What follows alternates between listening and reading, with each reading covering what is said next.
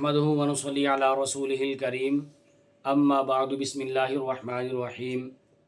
عن ابي هريرة رضي الله تعالى عنه قال قال رسول الله صلى الله تعالى عليه وآله وسلم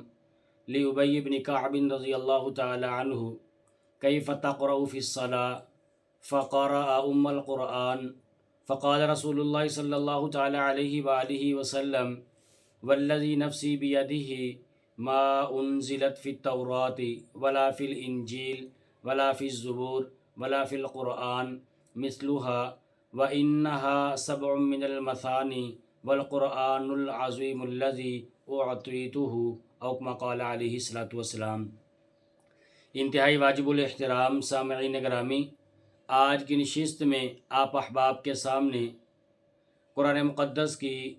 ایک عظیم سورت سورۃ الفاتحہ، اس کے چند ایک فضائل کا تذکرہ کروں گا اور جاڑ پھونک اور دم کرنے کا شرعی حکم آپ احباب کے سامنے عرض کروں گا۔ پروردگار عالمین سے دعا ہے میری زبان پہ کلمہ حق جاری فرمائے۔ عزیزان گرامی، ابھی جو حدیث مبارکہ میں نے آپ احباب کے سامنے عرض کی ہے، سیدنا ابو ہریرہ رضی اللہ تعالیٰ عنہ سے مروی ہے، رسول اللہ صلی اللہ علیہ وآلہ وسلم نے سیدنا ابی بن کعب رضی اللہ تعالیٰ عنہ سے پوچھا کہ آپ نماز میں کس طرح پڑھتے ہو، کہ تم نماز میں کس طرح پڑھتے ہو؟ تو انہوں نے سورہ فاتحہ پڑھی تو آپ صلی اللہ علیہ وآلہ وسلم نے ارشاد فرمایا کہ قسم ہے اس پاک ذات کی کہ جس کے قبضے قدرت کے اندر میری جان ہے۔ آپ نے فرمایا کہ ایسی کوئی صورت اللہ تبارک و تعالیٰ نے نہ تو تورات کے اندر نازل فرمائی ہے، نہ زبور کے اندر نازل فرمائی ہے، نہ انجیل میں اللہ تبارک و تعالیٰ نے اس جیسی کسی صورت کو نازل فرمایا، اور نہ قرآن کریم میں اس صورت میں اللہ اس صورت میں 7 آیات ہیں جو بار بار پڑھی جانے والی ہیں، اور یہ صورت قرآن عظیم بھی ہے جو اللہ تبارک و تعالیٰ نے مجھے عطا فرمائی ہے۔ تورات، زبور اور انجیل میں فاتحہ جیسی صورت کا نہ ہونے کا مطلب علماء نے یہ بیان فرمایا ہے کہ اللہ تبارک و تعالیٰ نے ان کتابوں کے پڑھنے والوں کو وہ اجر اور وہ ثواب عطا نہیں فرماتے کہ جو سورۃ الفاتحہ پڑھنے والوں کو اللہ تبارک و تعالیٰ اجر اور ثواب عطا فرماتے ہیں، کہ اللہ تبارک و تعالیٰ نے اپنے فضل و کرم سے اس امت کو باقی تمام امتوں کے اوپر فوقیت اور بزرگی عطا فرمائی ہے، اور اس کو اپنے کلام کی تلاوت پر باقی تمام امتوں سے اللہ پاک نے زیادہ اجر اور زیادہ ثواب عطا فرمایا ہے۔ اسی طرح سیدنا ابو سعید خدری رضی اللہ تعالیٰ عنہ سے روایت ہے، رسول اللہ صلی اللہ تعالیٰ علیہ وآلہ وسلم نے وہ فرماتے کہ ہمیں 30 آدمیوں کو ایک لشکر کی صورت میں جنگ کے لیے آپ علیہ الصلوۃ والسلام نے ہمیں روانہ فرمایا۔ ابو سعید خدری رضی اللہ تعالیٰ عنہ فرماتے ہیں کہ راستے میں ایک عرب قوم یہودیوں کا ایک قبیلہ تھا، اس کے پاس ہم نے قیام کیا، اور وہاں ہم نے ان عرب کے جو قبیلے کے جو لوگ یہودی تھے، ابو سعید خدری کہتے ہیں کہ ہم نے ان سے مہمان نوازی کا اکرام کرنے کا مطالبہ کیا، لیکن ان لوگوں نے اس بات پر انکار کر دیا۔ وہ فرماتے کہ ابھی چند لمحات گزرے ہی تھے کہ اس یہودیوں کے قبیلے کا جو سردار تھا، اس سردار کو ایک بچھو نے کاٹ دیا۔ تو یہ کہتے ہیں کہ ہم نے ان یہودیوں نے بڑا اپنی طرف سے علاج معالجہ کیا، جاڑ پھونک کیا، لیکن اللہ تبارک و تعالیٰ نے اسے شفا عطا نہیں فرمائی۔ اور پھر یہی یہودی لوگ ان صحابہ رضی اللہ تعالیٰ عنہ مجمعین کے پاس تشریف لے گئے اور انہیں جا کر کے ساری بات بتلائی، تو انہیں کہا کہ کیا تمہارے پاس کوئی آدمی ہے کہ جو ہمارے سردار کو دم کرے تو اللہ تبارک و تعالیٰ اسے شفا یاب فرما دیں؟ ابو سعید خدری رضی اللہ تعالیٰ عنہ فرماتے کہ ہاں میں اس کا علاج کروں گا، میں اسے دم کروں گا، لیکن میری شرط یہ ہے کہ اس کے اوپر میں تم لوگوں سے اس پر ہدیہ بھی وصول کروں گا۔ تو انہوں نے کہا کہ ٹھیک ہے، ہم آپ کو اگر ہمارا سردار ٹھیک ہو جاتا ہے، ہم آپ کو 30 بکریاں بطور ہدیے کے ہم آپ کو عطا کر دیں گے۔ سیدنا ابو سعید خدری رضی اللہ تعالیٰ عنہ فرماتے ہیں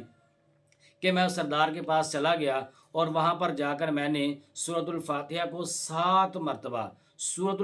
7 مرتبہ میں نے پڑھ کر جس جگہ کے اوپر بچھو نے کاٹا ہوا تھا میں نے وہاں پر اوپر دم کیا، اور اس کا طریقہ ابو سعید خدری رضی اللہ تعالیٰ عنہ فرماتے ہیں کہ میں نے یہ اپنایا کہ میں نے اپنے منہ کے اندر تھوک کو اکٹھا کرتا گیا، جمع کرتا گیا اور سورۃ فاتحہ پڑھتا گیا۔ جب ایک مرتبہ سورۃ فاتحہ میں نے پڑھ لی اور جس جگہ کے اوپر بچھو نے اس کو ڈسا ہوا تھا، کاٹا تھا، وہاں پر میں نے اس کو تھوک لگا دیا۔ اور پھر فرمایا کہ جب دوسری مرتبہ سورۃ فاتحہ پڑھی، یوں کرتے کرتے 7 مرتبہ ابو سعید خدری رضی اللہ تعالیٰ عنہ نے سورۃ فاتحہ پڑھ کر اس سردار کے اوپر دم کیا، تو سورۃ فاتحہ کی برکت سے اللہ تبارک و تعالیٰ نے اس آدمی کو شفا عطا فرما دی۔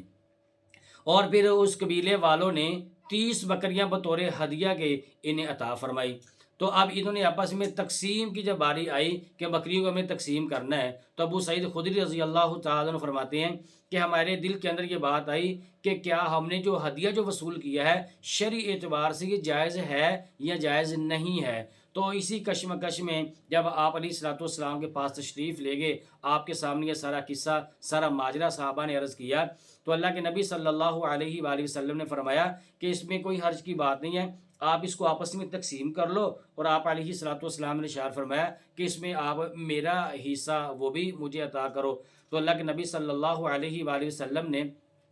اپنا حصہ بھی لے لیا، اور یہ بات آپ نے صحابہ رضی اللہ تعالیٰ عنہم اجمعین کی تمانیت اور دلداری کے لیے آپ علیہ الصلوۃ والسلام نے ارشاد فرمائی۔